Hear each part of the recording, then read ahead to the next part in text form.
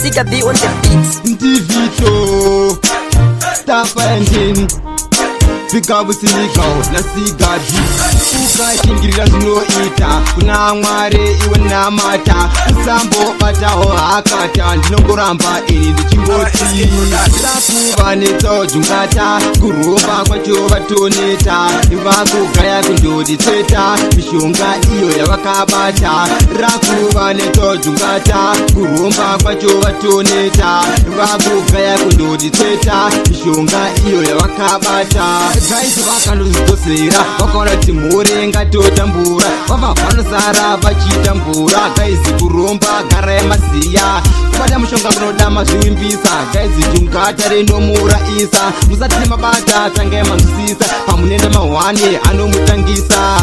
rakuva netsojungata kuromba kwacho vatoneta vakugaya kundoditseta mishonga iyo yavakabata rakuva netsojungata kurumba kwacho vatoneta vakugaya kundoditseta mishonga iyo yavakabata tikati namatai ibhaibheri erengai kana kuchechi imi endai masiya imi huroye tikati namatai ibhaibheri erengai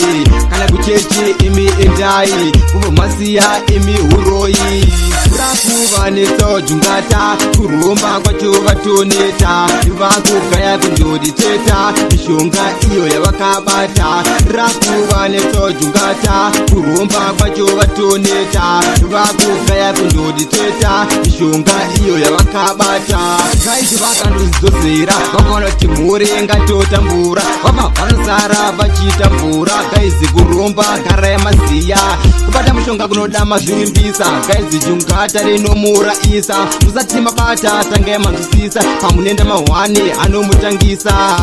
rakuva netsojungata kurumba kwacho vatoneta vakugaya kundoditseta mishonga iyo yavakabata rakuva netsojungata kurumba kwacho vatoneta vakugaya kundoditseta mishonga iyo yavakabata tikati namatai